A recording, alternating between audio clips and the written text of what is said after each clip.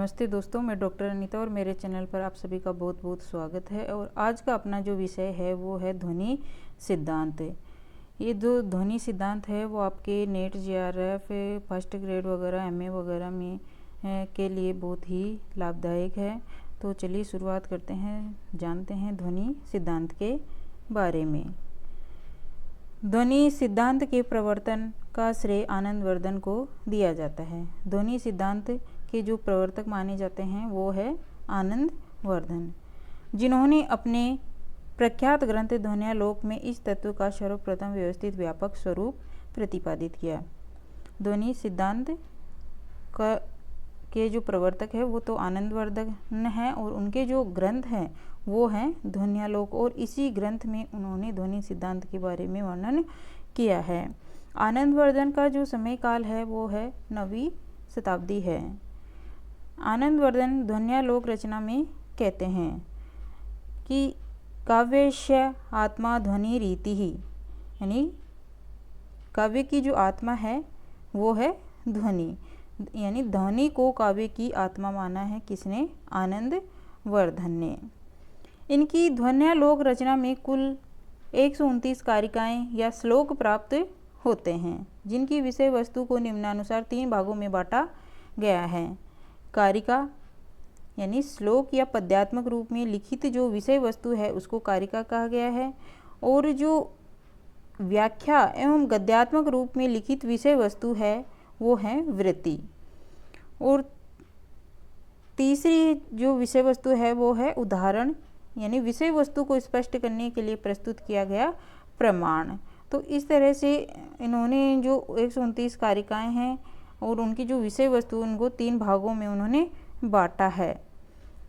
संपूर्ण ध्वन्यालोक रचना को 4 खंडों में विभाजित किया गया है। ध्वन्यालोक जो रचना है आनंदवर्धन की उसको 4 खंडों में बांटा गया है, और जिनको उद्योत के नाम से जाना जाता है, जैसे प्रथम उद्योत, द्वितीय उद्योत, तृतीय उद्योत और चतुर्थ उद्योत। इस तरह से 4 उद्योतों में ध्वन्यालोक रचना को बांटा गया है। आनंदवर्धन का ध्वनि सिद्धांत मूलतः व्याकरण के स्फोटवाद सिद्धांत पर आधारित माना जाता है।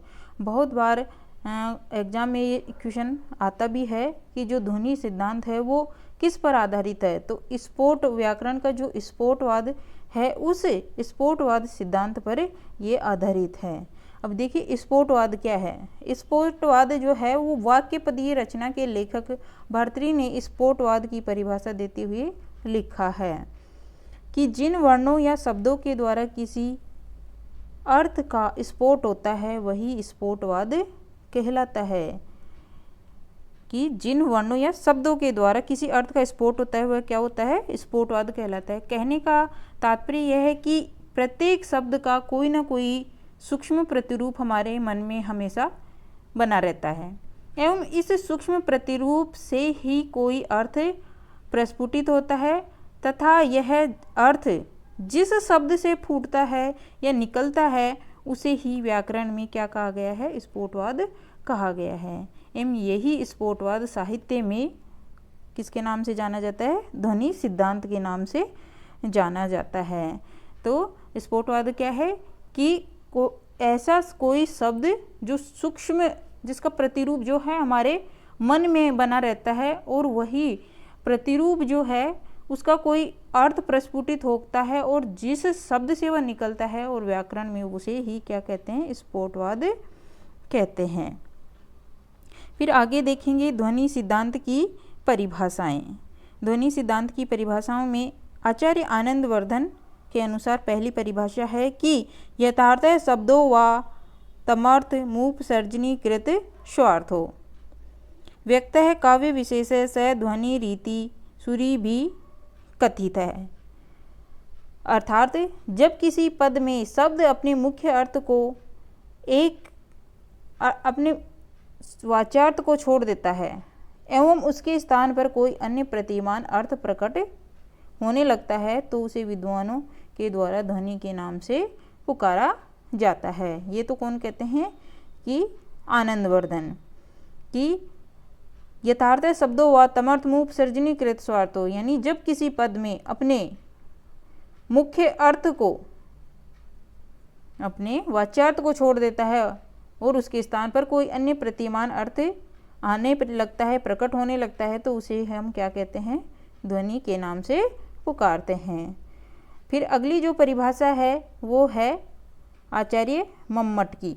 मम्मट कहते हैं कि इद मुंत माति सायनी व्यंग्ये वाच्याद ध्वनि बुद्धि कथित है, अर्थात जहाँ वाच्यार्थ या मुख्यार्थ की अपेक्षा व्यंग्यार्थ अधिक प्रभावशाली होता है तो विद्वानों ने उसे ध्वनि के नाम से पुकारा एवं यह उत्तम श्रेणी का काव्य माना जाता है। कहाँ? जहाँ वाच्यार्थ और मुख्यार्थ की अपेक्षा व्यंग्यार्थ अधिक प्रभावशाली होता है तो वहाँ क्या होती है, ध्वनि होती है, यह ध्वनि के नाम से उसे पुकारा जाता है। अगली जो परिभाषा है वो है आचार्य विश्वनाथ के अनुसार। विश्वनाथ कहते हैं कि वाच्याति सायनी व्यंग्ये ध्वनि स्त काव्य मुंतमम, अर्थात जहाँ वाच्यार्थ की अपेक्षा व्यंग्यार्थ अधिक प्रभावशाली होता है उसे ही ध्वनि कहा जाता है एवं यह ध्वनि काव्य की उत्तम श्रेणी का काव्य माना जाता है। फिर जो अगली परिभाषा है वो है आचार्य अभिनव गुप्त की। इनकी जो रचना है वो है ध्वन्यालोक लोचन। ये कहते हैं कि जिस प्रकार किसी घंटे पर आघात या चोट मारने से या आघात करने से पहले एक टंकार उत्पन्न होती है एवं तदुपरांत उसमें मधुर टंकार उत्पन्न होने लग जाती है, उसी प्रकार एक श्रेष्ठ काव्य में पहले वाच्यार्थ प्रकट होता है, उसके बाद व्यंग्यार्थ प्रकट होने लगता है एवं जहाँ वाच्यार्थ की अपेक्षा व्यंग्यार्थ प्रभावपूर्ण हो जाता है उसे ही ध्वनि के नाम से जाना जाता है। अभिनव गुप्त ने ध्वनि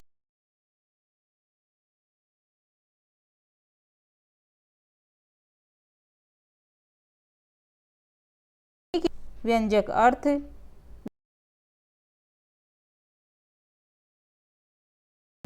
काव्य, तो इन सभी की परिभाषाओं से ये सार निकल के आता है कि जहाँ वाच्यार्थ की अपेक्षा व्यंग्यार्थ क्या होता है, प्रभावशाली होता है, वहीं क्या होती है, ध्वनि सिद्धांत होता है, वहीं ध्वनि होती है। फिर आगे जो है वो है काव्य के भेद। आचार्य आनंदवर्धन ने व्यंजना शब्द शक्ति की प्रधानता के आधार पर काव्य के प्रमुखतः 3 भेद माने हैं। आचार्य आनंदवर्धन ने व्यंजना शब्द शक्ति की प्रधानता के आधार पर, शब्द शक्ति 3 प्रकार की थी, अभिधा, लक्षणा और व्यंजना। तो व्यंजना शब्द शक्ति की प्रधानता के आधार पर उन्होंने काव्य के 3 भेद किए हैं आनंदवर्धन ने, जिनमें पहला है ध्वनि काव्य, इसको उत्तम काव्य माना है उन्होंने। फिर दूसरा है गुणीभूत व्यंग्य काव्य, इसको उन्होंने मध्यम काव्य माना है। और तीसरा है साधारण अवर या चित्र काव्य, इसको अधम श्रेणी का काव्य उन्होंने कहा है। तो जिसमें पहला देखते हैं ध्वनि काव्य के बारे में कि जब किसी पद में वाच्यार्थ की अपेक्षा व्यंग्यार्थ अधिक चमत्कारपूर्ण हो जाता है तो वहाँ उसे ध्वनि काव्य कहा जाता है। ये क्या ध्वनि काव्य क्या है कि जब किसी पद में वाच्यार्थ यानी मुख्यार्थ की अपेक्षा व्यंग्यार्थ अधिक चमत्कारपूर्ण हो जाता है तो उसे ध्वनि काव्य कहा जाता है।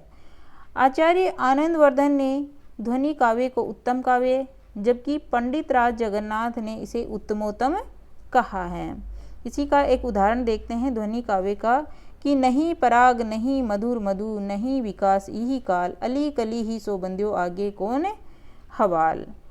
अब इस जो प्रस्तुत पद है यह है, इस प्रस्तुत पद में पुष्प कली या भ्रमर के माध्यम से मुख्य अर्थ के साथ अन्य व्यंग्यार्थ भी प्रकट हो रहा है।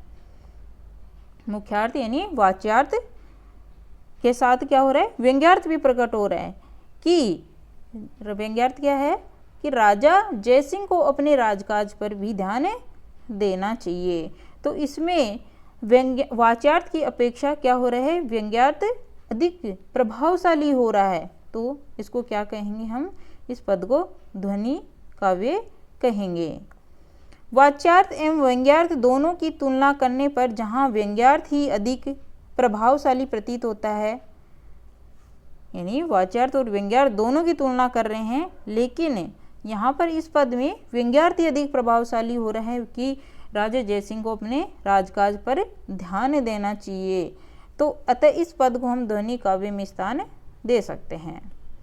फिर दूसरा काव्य का भेद है वो है गुणीभूत व्यंग्य काव्य, कि जब किसी पद में वाच्यार्थ एवं व्यंग्यार्थ दोनों समान महत्व रखते हैं,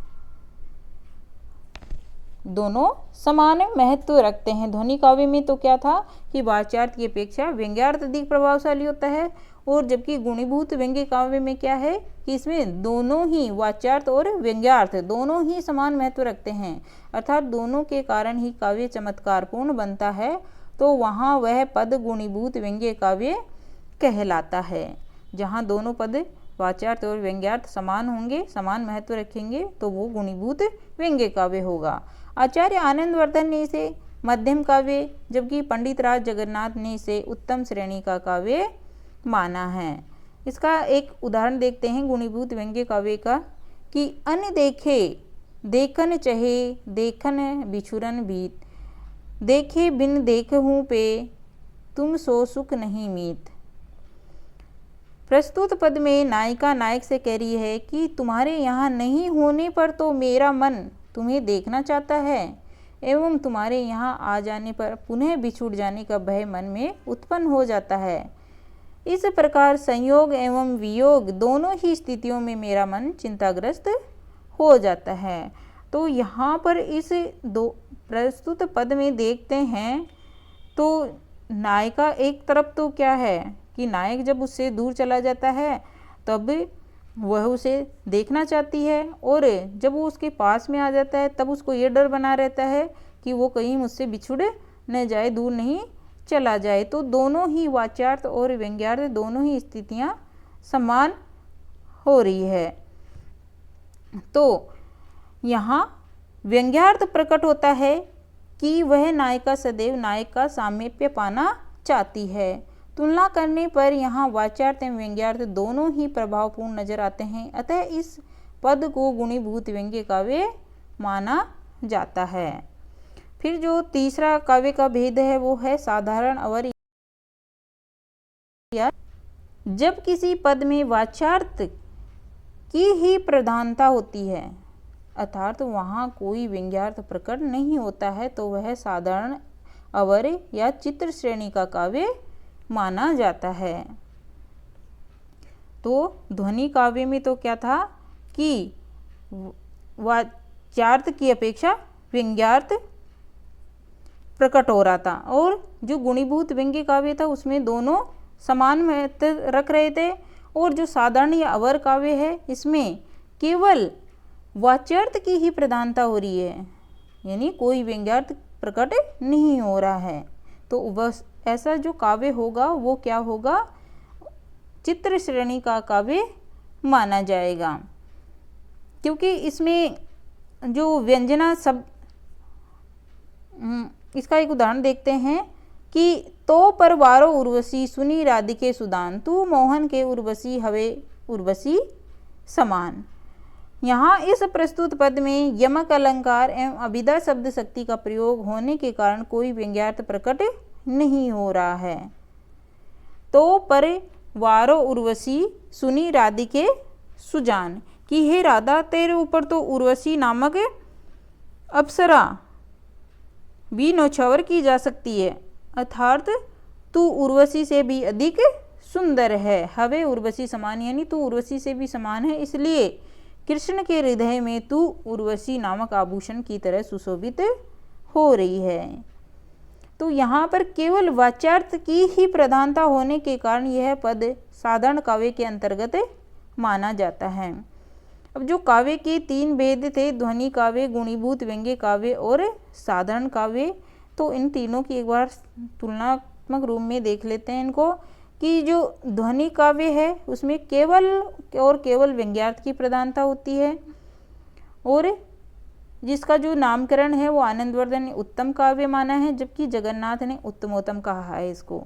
और जो दूसरा गुणीभूत व्यंग्य काव्य है इसमें वाच्यार्थ और व्यंग्यार्थ दोनों की प्रधानता होती है, दोनों की समानता होती है। इसको आनंदवर्धन ने मध्यम काव्य कहा है और जगन्नाथ ने उत्तम काव्य कहा है। और जो तीसरा काव्य का भेद है वो साधारण काव्य या चित्र काव्य, इसमें केवल और केवल वाच्यार्थ की ही प्रधानता होती है, और इसका जो नामकरण आनंदवर्धन ने किया है वो अधम काव्य माना है और जगन्नाथ ने इसको मध्यम काव्य कहा है। तो इस तरह आचार्य आनंदवर्धन ने जो ध्वनि काव्य है उस ध्वनि काव्य के भी पुनः 3 उपभेद किए हैं, जिसमें पहला है रस ध्वनि काव्य, रस ध्वनि काव्य और जो दूसरा है अलंकार ध्वनि काव्य और तीसरा है वस्तु ध्वनि काव्य। वस्तु ध्वनि काव्य इसमें जहाँ व्यंग्यार्थ किसी वस्तु के रूप में प्रतीत होता है वो तो क्या होती है, वस्तु ध्वनि मानी जाती है, और अलंकार जहाँ व्यंग्यार्थ किसी अलंकार के रूप में प्रयुक्त होता है वहाँ अलंकार ध्वनि काव्य माना जाता है। और रस ध्वनि काव्य जहाँ व्यंग्यार्थ जो है विभाव, अनुभव और संचारी भाव के संयोग पर आधारित होता है वहाँ रस ध्वनि काव्य माना जाता है। फिर आगे जो है वो है ध्वनि काव्य के भेद। आचार्य आनंदवर्धन ने ध्वनि का वर्गीकरण निम्नानुसार किया है। देखते हैं ध्वनि काव्य के भेद जो है आनंदवर्धन ने इस प्रकार किए हैं। ध्वनि इसको 2 भागों में बांटा है, एक है अभिधामूला ध्वनि और दूसरी है लक्षणामूला ध्वनि। जो अभिधामूला ध्वनि है उसको विवक्षितन्य पर वाच्य ध्वनि भी कहते हैं और लक्षणामूला ध्वनि को अविवक्षित वाच्य ध्वनि भी कहते हैं। अभिधामूला जो ध्वनि है उसको वापिस से पुनः 2 भागों में बांटा है, संलक्ष्य क्रम व्यंग्य ध्वनि और असंलक्ष्य क्रम व्यंग्य ध्वनि। फिर जो लक्षणामूला ध्वनि है उसको भी 2 भागों में बांटा गया है वापिस से, अर्थांतर संक्रमित व्यंग्य ध्वनि और अत्यंत तिरस्कृत व्यंग्य ध्वनि। तो इनका विस्तार से पढ़ेंगे इनके बारे में। तो सबसे पहले देखते हैं अभिधामूला ध्वनि। अभिधामूला ध्वनि जो है उसमें किसी पद का अर्थ ग्रहण करने पर सर्वप्रथम अभिधा शब्द शक्ति के आधार पर वाच्यार्थ ग्रहण किया जाता है। अभिधामूला यानी अभिधा से पता चल रहा है साफ ही कि जब किसी पद का अर्थ ग्रहण करेंगे तो अभिधा शब्द शक्ति के आधार पर वाच्यार्थ यानी उसका मुख्य अर्थ ग्रहण किया जाता है, करने के बाद ही अन्य व्यंग्यार्थ ग्रहण किया जाता है। सबसे पहले वाच्यार्थ ग्रहण करेंगे, मुख्य अर्थ ग्रहण करेंगे, उसके बाद अन्य व्यंग्यार्थ ग्रहण किया जाता है, तो वहाँ वह अभिधामूला ध्वनि कहलाती है। इसका एक उदाहरण है कि चीर जीवो जोरी जुरे क्यों न स्नेह गंभीर, का घटी वृष भानुजा वे हलदर के वीर। अभी यहाँ पर जो है वो प्रस्तुत पद में वृष भानुजा एवं हलदर जो है वो व्यंजक शब्द माने जाते हैं। वृष भानुजा और हलदर व्यंजक शब्द माने जाते हैं, जहाँ इन दोनों का सर्वप्रथम अभिधापरक अर्थ राधा या कृष्ण, वृषभ भानु प्लस जा राधा और कृष्ण, और वृषभ प्लस अनुजा यानी बैल और गाय ग्रहण किया जाता है।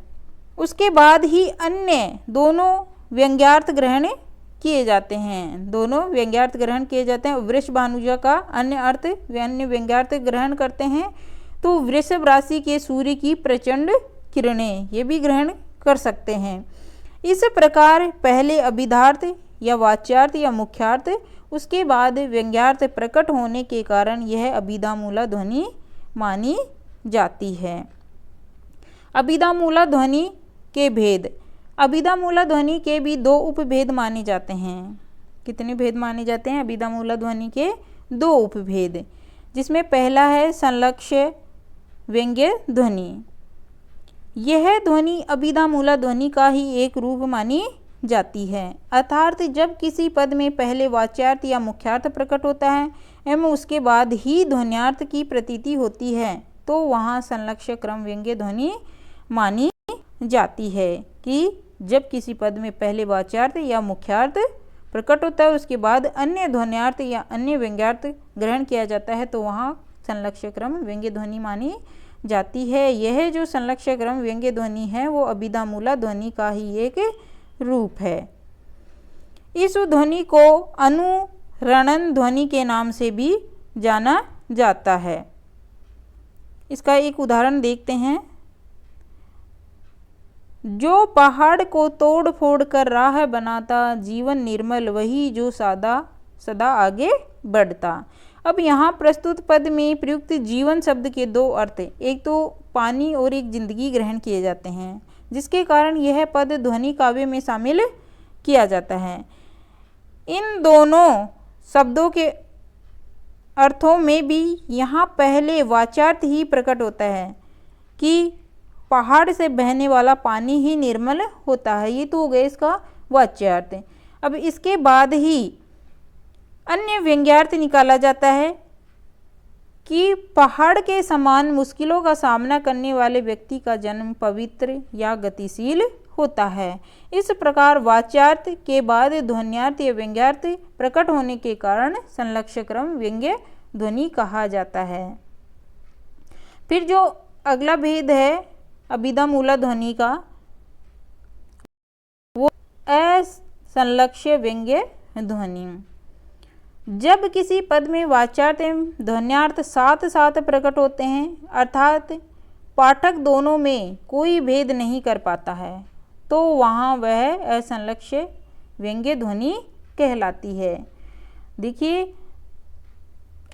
असंलक्ष्य व्यंग्य ध्वनि में वाच्यार्थ एवं ध्वन्यार्थ या व्यंग्यार्थ साथ साथ प्रकट होते हैं, तो और पाठक जो है वो कोई भेद नहीं कर पाता है कि इसमें वाच्यार्थ पहले आ रहा है या व्यंग्यार्थ पहले आ रहा है।